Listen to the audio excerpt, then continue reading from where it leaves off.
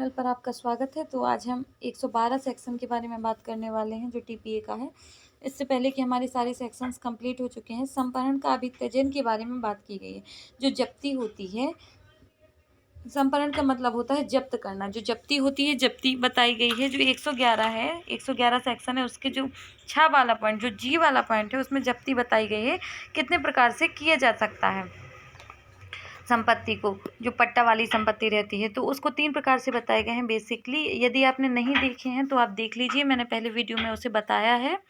और यदि आपको आता है तो बहुत अच्छी बात है। बस इसे थोड़ी सा हम डिस्कस कर लेते हैं। उसमें 3 पॉइंट है। पहली बात तो ये बताता है कि यदि जो पट्टादार रहता है वो अभिव्यक्त शर्त का उल्लंघन करता है जिसकी वजह से पट्टा समाप्त हो जाएगा, वो हो जाता है। या दूसरी बात जो ये है कि पट्टादार है वह पट्टाकर्ता के हित को नहीं बताता, ये कहता है, इनकार करता है पट्टाकर्ता के हित से। और तीसरी बात ये है कि पट्टादार यदि दिवालिया हो जाती है तो सूचना देने के बाद उस संपत्ति का पर्यवसान हो जाता, मतलब उस संपत्ति का पट्टा खत्म हो जाता है।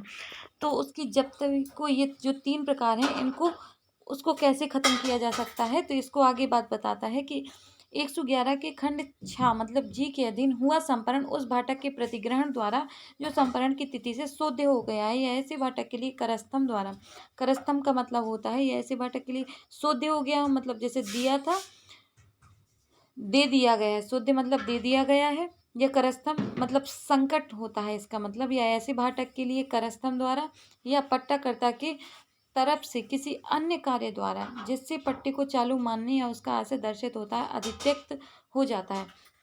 इसको हम सीधे सीधे इसमें देखें, जैसे ए है, बी को पट्टा किया है, ठीक है। अब बी ने वो 3 चीज की हैं जो जी में बताई गई हैं, ठीक है। तो उस वजह से क्या हो जाता है, संपत्ति जब्त हो जाती है। परंतु इस जब्ती को कैसे खत्म किया जा सकता है, तो इसमें 112 में बताया गया। 112 में ये बताता है कि यदि जब्ती हो जाती है और जब संपत्ति का पैसा देना था, जो भाटक है, जो संपत्ति जिसके लिए बी को पट्टादार है, पट्टादार को क्या किया है कि जो संपत्ति दी गई है पट्टा के लिए, पट्टा के लिए जो संपत्ति दी गई है उस संपत्ति का वो भाटक दे देता है, ठीक है। या फिर आशय अभिव्यक्त कर देता है, जैसे कि ए जो पट्टा करता है, बी पट्टादार है, और सी भी यहाँ पर कोई व्यक्ति है, वो आया है, वो कहता है मुझे आप पट्टा दे दीजिए, ठीक है, इस संपत्ति का जो आपने बी को दिया हुआ है। तो जो बी ए है वो कह देता है सी से कि ये जो बी है वो इस संपत्ति पर पट्टा लिए हुए हैं, तो मतलब ये है कि अभिव्यक्त तौर पर ये है। या फिर जो बी आता है, बी कह देता है कि ये है, अगली बार का भी ये पट्टा रख, ये पट्टी धन आप रख लीजिए, तो क्या हो जाएगा, इससे अभिव्यक्त तौर पर ये हो गया। जैसे ए है, ए ने सी से कह दिया कि मैं आपको अभी संपत्ति पर पट्टा नहीं दे सकता क्योंकि बी के पास है। इसने सीधे सीधे बी से नहीं कहा, यहाँ पर बस अभिव्यक्त तौर पर सी से कह दिया, तो अभिव्यक्त तौर पर पता चल जाता है। या फिर वो बी है, वो कह देता है आप मुझे अगली बार का पट्टा दे दीजिए, या फिर इनमें सीधी सीधी बातें हो जाती हैं।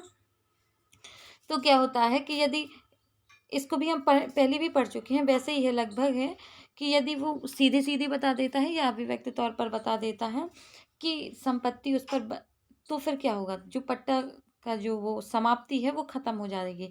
जैसे ए ने बी को पैसा दिया, बी ने ए को पैसा दिया, बी पट्टादार था, बी ने ए को पैसा दिया और ए जो है वो रख लेता है, तो यहाँ क्या हो जाता है, जो जप्ती है, जप्ती यहाँ पर ख़त्म हो जाएगी। मतलब अब वो जप्ती नहीं कर सकता क्योंकि बी ने अगले टाइम तक का पैसा दे दिया ना, अगले महीने का दे दिया या फिर 2-4 साल का दे दिया, किसी का भी दे दिया, तो और इसने प्रतिगृहित कर लिया, इसने स्वीकार कर लिया, तो ये अभिव्यक्त तौर पर क्या हो जाता है कि वह उस संपत्ति पर जो जप्ती है वो नहीं होगा, वो खत्म हो जाएगी। या फिर वो सीधे सीधे इन दोनों में बातें हो जाती हैं कि आप मुझे पट्टा दे दीजिए, बी कहता है, और वो ए दे देता है और पैसे ले लेता है, तो भी वह मतलब कैसे भी ये पता चल जाए कि वह पट्टा खत्म नहीं हो, कि वह पट्टा आगे चालू रहने वाला है या रखना चाहता है, तो यह पट्टा यहाँ पर को जो जप्ती है उसको समाप्त किया जा सकता है। परंतु यह तब, इसके लिए भी जप्ती को समाप्त कर, यदि जप्ती को समाप्त करना है तो उसके लिए भी 2 कंडीशन बताई गई हैं। पहला तो यह तब जबकि पट्टाकर्ता को यह जानकारियों के संपहरण जो उपगत हो गया, मतलब पट्टाकर्ता को ये जानकारी जरूर होनी चाहिए कि जो संपत्ति है, पट्टा संपत्ति है पर अंकुश लगाया गया है, जो पट्टा संपत्ति उस पर अंकुश लगाया गया है, उसके लिए मतलब रोका गया है, और फिर वो पैसा को प्राप्त करे, तब वह जब्ती रुकेगी। लेकिन यदि उसे पता ही नहीं है कि उस संपत्ति पर रोक लगाई गई है या रोका गया है या कुछ भी, और फिर वो पैसा प्राप्त करता है, तो यहाँ पर जब्ती नहीं रुकेगी।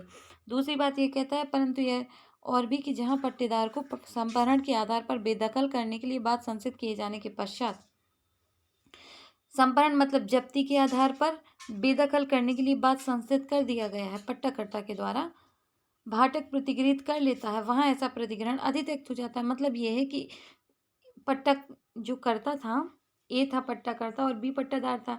ए ने क्या किया है कि कोर्ट में केस कर दिया, और केस करने के बाद भी ये जो बी है वो पैसा दे देता है, ठीक है।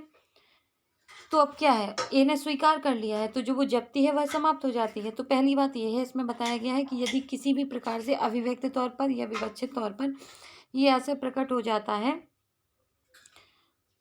अभिव्यक्त तौर पर या विवक्षित तौर पर ये आशय प्रकट हो जाता है कि जो जब्ती की गई है या फिर जो पट्टा है उसको आगे बढ़ाना है और जब्ती को समाप्त किया जा सकता है, ठीक है। परंतु यह तो जब्ती तो समाप्त की जा सकती है, उसके लिए दो कंडीशन है कि पहले ये कि पट्टाकर्ता को ये जानकारी हो कि जो वो संपहरण है उसको रोका गया है, मतलब जब्ती को रोका गया है, उसके बारे में ये मुझे पैसा दे रहा है।